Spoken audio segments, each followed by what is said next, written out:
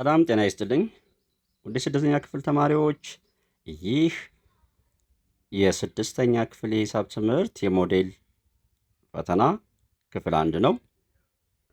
አንድ ቁጥር ኢ ተጋማሽ ሊሆን የሚችለው የአንድ ቤቱ 1 3 5 7 9 የስ ይህን ብናይ ግን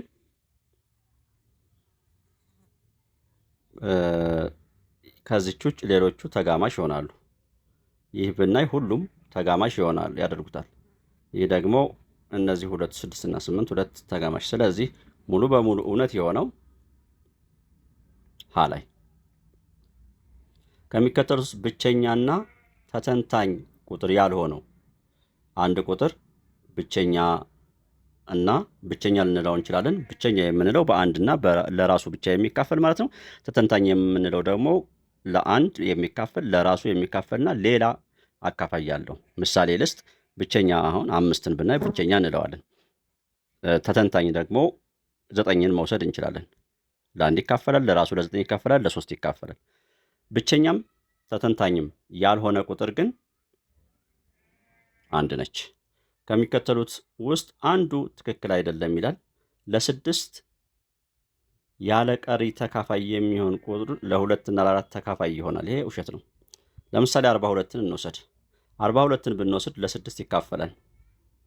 አዎ ለ6 ተካፋይ የሆነ እንግዲህ ለ2 እና ለ4 ይካፈላል እያለን ነው። እና 42 ለ2 ይካፈላል።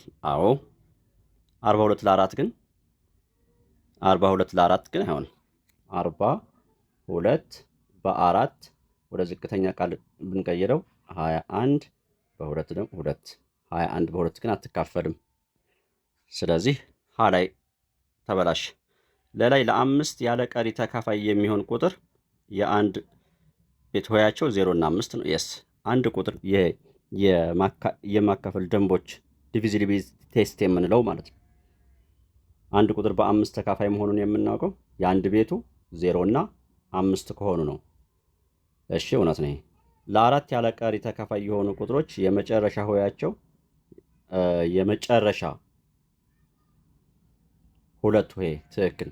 አንድ ቁጥር በ4 ተካፋይ መሆኑን የምናውቀው የመጨረሻ ለምሳሌ እዚህ ጋር እንደዚህ አይነት ትልቅ ቁጥር ላምጣ።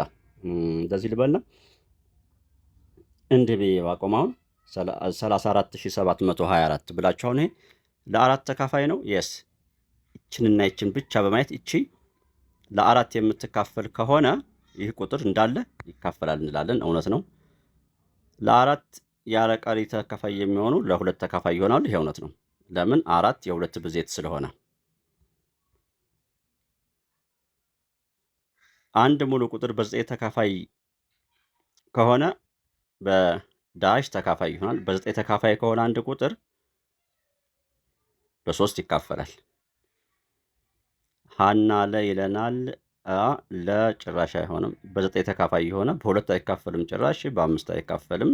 ላይካፈል ይችላል፣ ላይካፈል ይችላል። የሚካፈል አለ በእርግጥ። ለምሳሌ 45ን በ9 ይካፈላል፣ በ5ም ይካፈላል። ሁሉ ስላለን ግን 3 ሁል ጊዜ እውነት ይሆናል።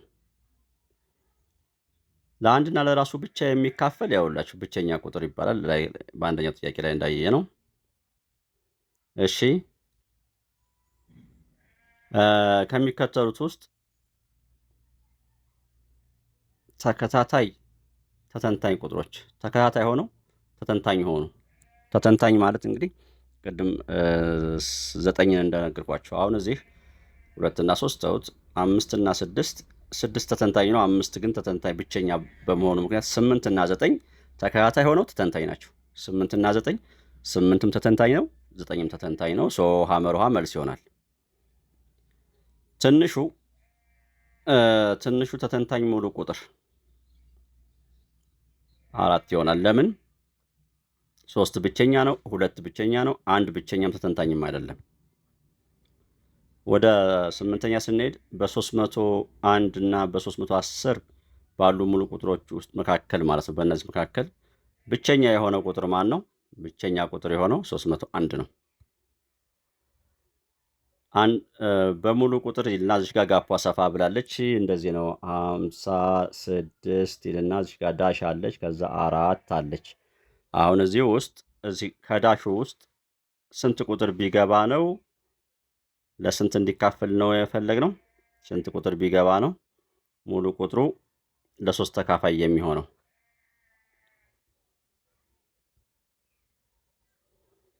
ስለዚህ 5 ስንት ነው? 5 6 ዳሽ እና 4 አሉ እነዚህ። ስለዚህ ለሶስት ተካፋይ እንዲሆን በመደመር ነው የምናውቀው። 5 እና 6 11 11 እና 4 15። ይሄ ራሱ በሶስት ተካፋይ ነው፣ ግን አንድ ቁጥር መግባት ስላለበት 5 እና 6 11 4 ጋር 15 ሆነ አይደለ? 15 ከዛ ዜሮ መግባት ይችላል፣ ግን ምርጫው ጋር ዜሮ የሚል የለም። ኦኬ ስለዚህ ዜሮ ሌላ 2 15 ሆነዋል እነዚህ ሲደመሩ 15 2 ብንጨምር 17 ይሆናል። 17 ለ3 አይካፈልም። 4 ብንጨምር 15 እና 4 19 ይሆናል። አይሆንም። 3 ብንጨምር 15 እና 3 18 የስ። ስለዚህ ይሄ ይሆናል እንላለን።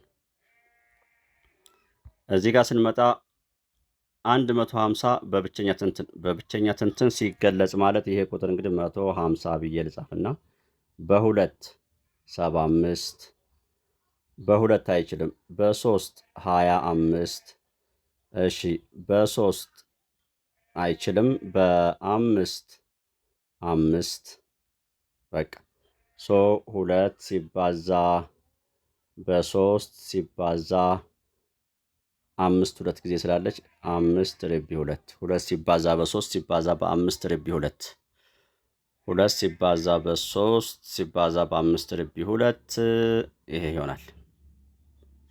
በብቸኛ ትንትን ሲገለጽ ይሄን ከሚከተሉት ቁጥሮች ውስጥ አንጻራዊ ብቸኛ ቁጥር ማለት ደግሞ ሁለት አንጻራዊ ከስሙ እንደምንረዳው አንጻራዊ ነው። ልብ በሉ። ስለዚህ ሁለት ቁጥሮች ይቀርቡላችሁና የጋራ አካፋያቸው አንጻራዊ ብቸኛ ናቸው እነዚህ ሁለት ቁጥሮች ከተባለ የጋራ አካፋይ ከአንድ ውጭ የላቸውም ማለት ነው። 17 እና 26 አሁን ብናይ ከአንድ ውጭ ለጋራ የሚያካፍላቸው የለም። ስለዚህ አንጻራዊ ብቸኛ ቁጥሮች ይባላሉ ሁለቱ። እዚህ ጋር ስንመጣ ግን ይሄ አይሆንም። 26 እና 8 የጋራ ሊያካፍላቸው የሚችል ለምሳሌ ሁለት አለ። 42 እና 56ንም ለጋራ ሊያካፍላቸው የሚችል አለ። 27 እና 24 ሁለቱንም በጋራ ሊያካፍላቸው የሚችል ለምሳሌ 3 አለ እና 17 እና 26 ግን ከአንድ ውጭ በጋራ ሊያካፍላቸው የሚችል የለም። እና መልሳችን አንጻራዊ ብቸኛ ቁጥር ማለት ይህ ከሆነ ይህን ይመስላል። እዚህ ጋር የ56 እና የ120 ትጋአ ማለት ትልቁ የጋራ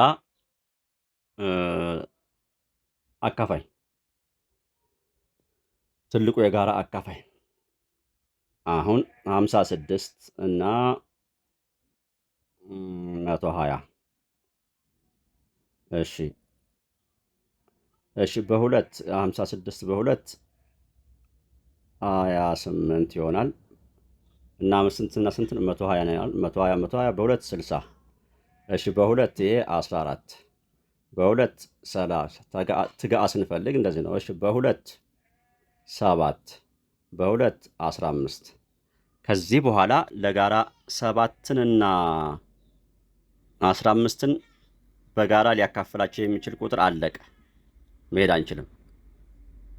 2 ሲባዛ በሁለት 4 ሲባዛ በሁለት እነዚህን እናበዛቸዋለን። ትጋአ እንዲያርገን በቀላሉ እናገኛለን። ስለዚህ መልሳችን 8 ይሆናል።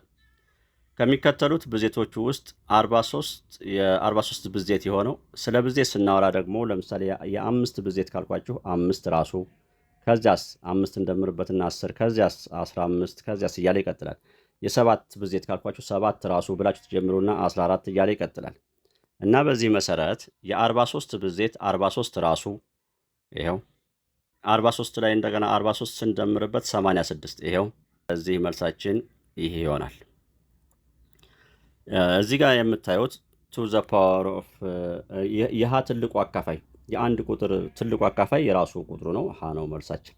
ይቺ ስፔሻል የሆነች ጥያቄ የአንድ ቁጥር የራሱ ትልቁ አካፋይ የራሱ ቁጥሩ ነው የሚሆነው። 7 ቢሆን የሰባት አካፋይ ትልቁ 7 ነው። የ8 ትልቁ የጋራ አካፋይ ራሱ 8 ነው። የ100 ትልቁ የጋራ አካፋይ ራሱ ነው። የ8 ለምሳሌ ማን አካፋዮች አሉት? 1 2 እና 4 እና 8 ናቸው። ትልቁ ማን ነው? 8 ለራሱ አንድ ቁጥር ለራሱ ትልቁ አካፋዩ ራሱ ነው። ስለዚህ ይህ ትልቁ አካፋይ ሀ ነው። ይቺ ቁጥር ደግሞ እንደዚህ ነች። 2 the power of 3 times 5። ይሄን ስንገልጸው እንዴት ነው? 2 the power of 3 ማለት 2 times 2 times 2 ማለት ነው። ለጊዜው 4 ሲባዛ 2 8 ሲባዛ በ5 40 የሚለውን እንመርጣለን። ለዛሬው እዚህ ላይ ይበቃናል ተማሪዎች። ክፍል 1 የዚህን እይታችሁን አይተን ደግሞ ክፍል 2 ክፍል 3 እያን አሪፍ ጥያቄዎች ፈርስት ሴሚስተር ጀምሬያለሁ። ፈርስት ሴሚስተር ላይ ያሉ ሊመጡ የሚችሉ ጥያቄዎችን እንቀጥልና ሰከንድ ሴሚስተር ደግሞ እንገባለን ማለት ነው። ይሄ ክፍል 1 ነው ገና። ክፍል 2 ክፍል 3 በፈርስት ሴሚስተር ላይ እንቆያለን። መምህር መሐመድ ነኝ ከማሜ ማትስ ዩቲዩብ። ሰብስክራይብ ሳታደርጉ እያያችሁ ያላችሁ ሰብስክራይብ አድርጉ። ወላጆቻችሁንም እጅግ እናመሰግናለን። ልጆችን በርቱ። ቻው